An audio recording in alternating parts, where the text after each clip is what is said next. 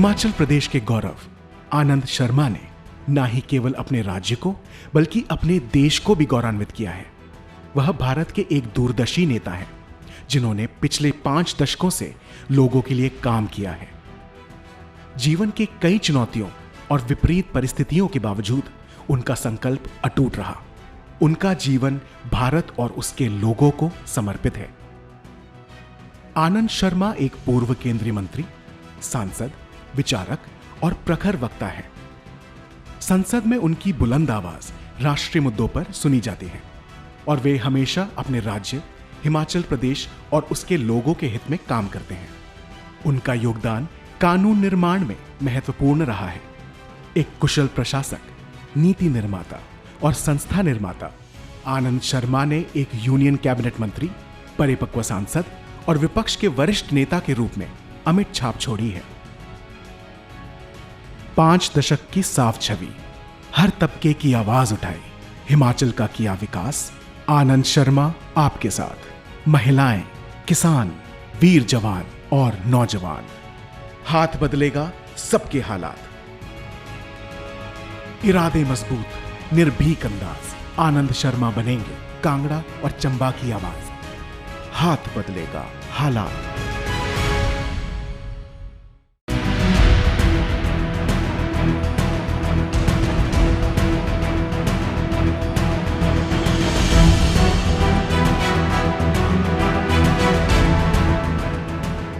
भारतीय राष्ट्रीय कांग्रेस की अध्यक्ष सोनिया गांधी ने हमेशा आनंद शर्मा के कार्यों को प्रोत्साहित और उनका समर्थन किया है।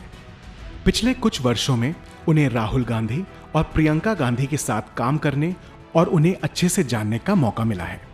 वह भारत में किसी राजनीतिक दल के प्रवक्ता के रूप में नियुक्त होने वाले पहले व्यक्ति थे। जून 2014 से अप्रैल 2022 तक उन्होंने राज्यसभा में विपक्ष के उपनेता के रूप में सेवा की। क्या ये सोच समझ के सरकार ने तय किया था कि 86% पैसा जो बाजार के अंदर है हिंदुस्तान के, वो अधिकांश नकली पैसा है? पूरी दुनिया में एक संदेश गया कि हिंदुस्तान की इकोनॉमी केवल काले धन पर टिकी हुई, केवल अपराधी, कालाबाजारी और नकली नोट रखने वाले हिंदुस्तान की इकोनॉमी को चलाते हैं। आपने देश के सब लोगों को अपराधी बना दी। कांग्रेस के कार्य समिति के सदस्य होने के साथ साथ उन्होंने कांग्रेस पार्टी में महत्वपूर्ण नेतृत्व पदों को भी संभाला। वह कांग्रेस पार्टी की विदेश मामलों की कमेटी के अध्यक्ष भी रहे। आनंद शर्मा का ध्यान विशेष जरूरत वाले लोगों और दिव्यांग क्षेत्र के प्रति हमेशा से रहा है। वे ऑटिज्म और संबंधित विकारों पर रचनात्मक जागरूकता के लिए सक्रिय प्रचारक 2006 दिल्ली में भारत से पहले ऑटिज्म एडवोकेसी इंटरवेंशन और प्रशिक्षण केंद्र की स्थापना में सक्रिय रहे। इसके साथ ही 2013 मानेसर में ऑटिज्मिक व्यक्तियों के लिए आनंदा नामक आवासीय एडवोकेशन सेंटर की स्थापना में उनकी सक्रिय भूमिका रही।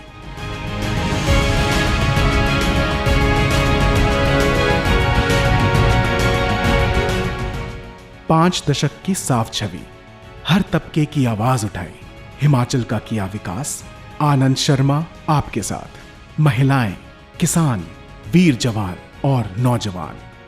हाथ बदलेगा सबके हालात।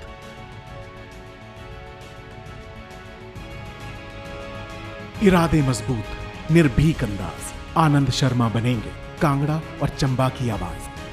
हाथ बदलेगा हालात।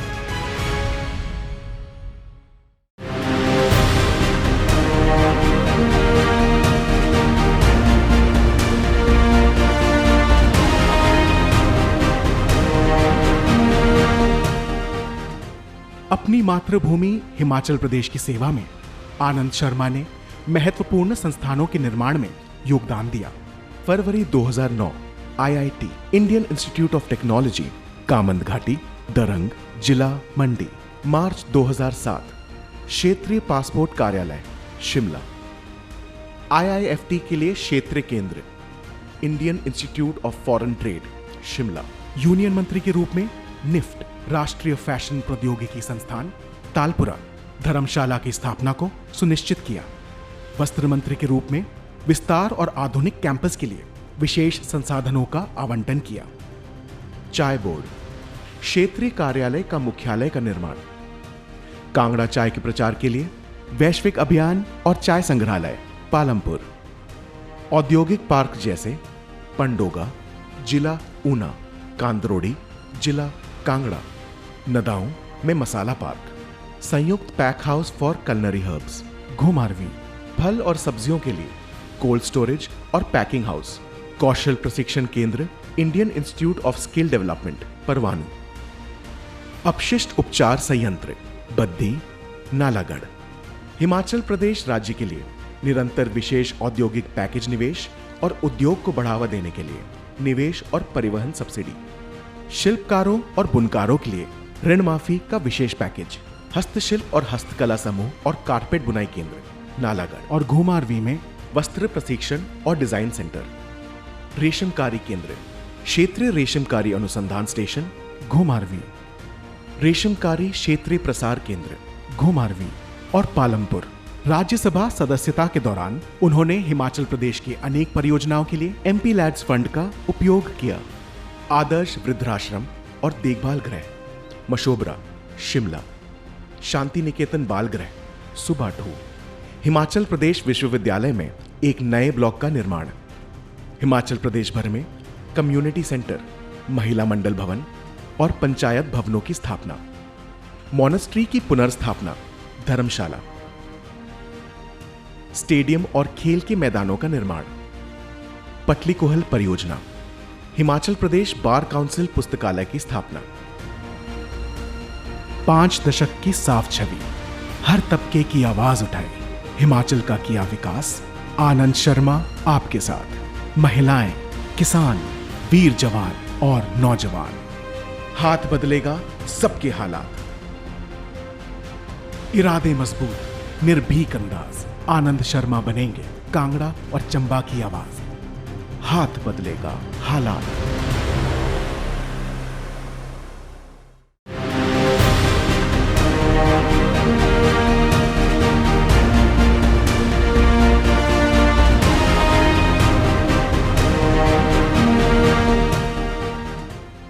आनंद शर्मा भारत के छात्र और युवा आंदोलन के प्रमुख और गतिशील नेता रहे हैं।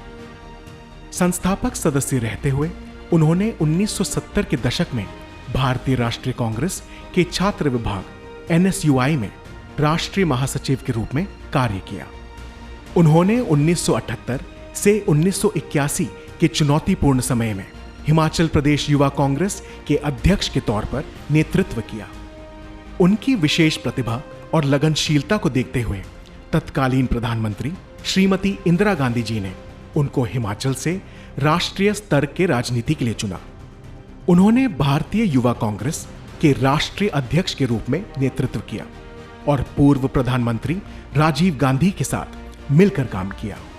ये उनके नेतृत्व गुणों, संपन्न और कांग्रेस के मूल मूल्यों के प्रति प्रतिबद्धता की पहचान थी। आनंद शर्मा को भारतीय युवा आंदोलन को वैश्विक दृष्टिकोण देने का श्रेय जाता है। आनंद शर्मा को 1985 में प्रथम गुटनिरपेक्ष युवा सम्मेलन और 1987 में अफ्रीका राष्ट्रीय कांग्रेस की 75वीं वर्षगांठ पर रंग भेद के खिलाफ अंतर्राष्ट्रीय युवा सम्मेलन के सफल आयोजन का श्रेय जाता है।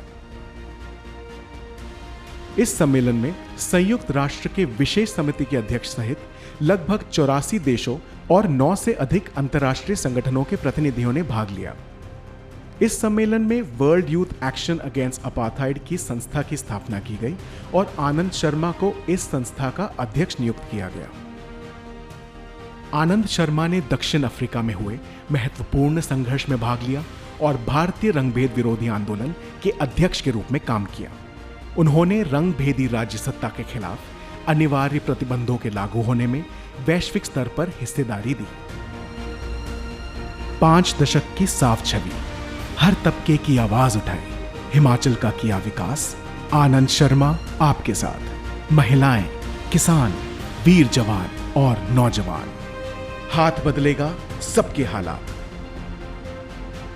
इरादे मजबूत, निर्भीक अंदाज। आनंद शर्मा बनेंगे कांगड़ा और चंबा की आवाज। हाथ बदलेगा हालात।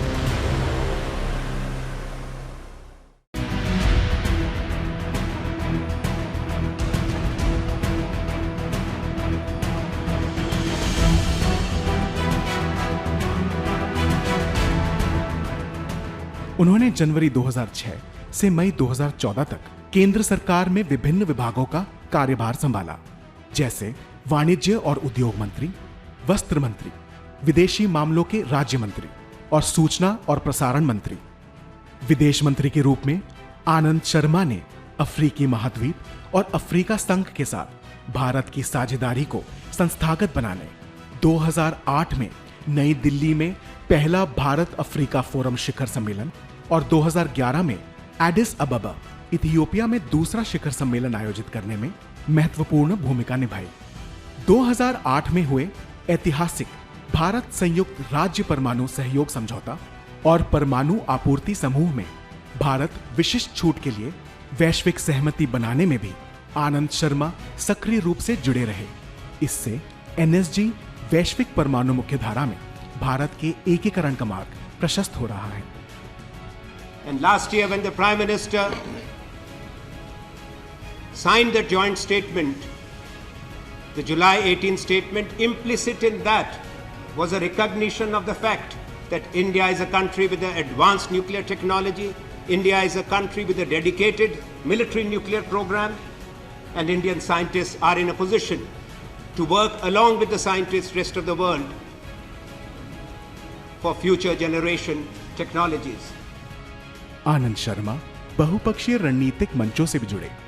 इब्सा, भारत, ब्राजील, दक्षिण अफ्रीका और ब्रिक्स, ब्राजील, रूस, भारत, चीन, दक्षिण अफ्रीका और अन्य समिटों में भी उन्होंने अपनी भूमिका निभाई। वाणिज्य और उद्योग मंत्री के कार्यकाल में उन्होंने रक्षा, ऊर्जा, नागरिक उड्डयन, एयरलाइंस, दूरसंचार, बहुब्रांड रिटेल और एकल ब्रांड रिटेल में 100% एफडीआई की शुरुआत की। भारत के वाणिज्य और उद्योग मंत्री के रूप में आनंद शर्मा ने 2011 में भारत में विदेशी निवेश को आकर्षित करने के लिए पहली राष्ट्रीय विनिर्माण नीति बनाई, जिसका मुख्य उद्देश्य था घरेलू उत्पाद में विनिर्माण की हिस्सेदारी को 16 से बढ़ाकर 25% करना और 10 करोड़ कुशल नौकरियों का सृजन करना। इसके अंतर्गत 16 राष्ट्रीय निवेश और विनिर्माण क्षेत्र अधिसूचित किए गए और ग्रीनफील्ड एकीकृत विनिर्माण शहरों की स्थापना की गई। उद्योग मंत्री के उनके कार्यकाल में दिल्ली मुंबई औद्योगिक गलियारा, दक्षिणी औद्योगिक गलियारा, चेन्नई बेंगलुरु चित्रदुर्ग औद्योगिक गलियारा और अमृतसर कोलकाता औद्योगिक गलियारा शुरू किया गया। संस्थान निर्माण में भी उनकी भूमिका को पहचाना गया। उन्होंने नेशनल इंस्टीट्यूट ऑफ डिजाइन के प्रमुख विस्तार और जोरहट, भोपाल, विजयवाड़ा और कुरुक्षेत्र में 4 नए एनआईडी की स्थापना की जिम्मेदारी निभाई। उन्होंने रायबरेली, जोधपुर, पंचकुला में national institute of fashion technology के आधुनिक कैंपस की स्थापना भी की। साथ ही रायबरेली, अमेठी और जोधपुर में फुटवेयर डिजाइन और डेवलपमेंट इंस्टीट्यूट्स के भी नए कैंपस की नींव रखी। उन्होंने राष्ट्रीय निवेश नीति के मंत्री के रूप में काम किया और रक्षा और नागरिक उड्डयन सहित एफडीआई के कई क्षेत्रों को विस्तारित किया।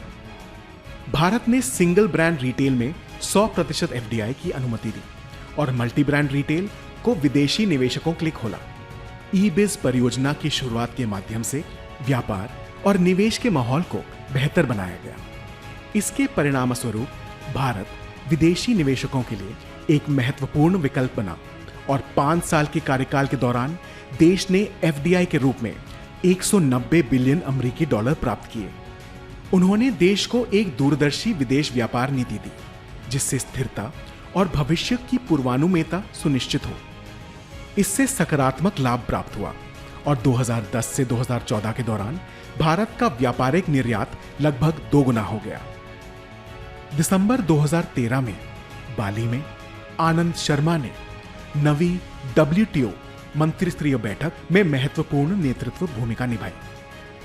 उन्होंने खाद्य सुरक्षा के लिए खाद्यान्न के सार्वजनिक स्टॉक रखने के भारत और विकासशील देशों के अधिकार का बचाव किया।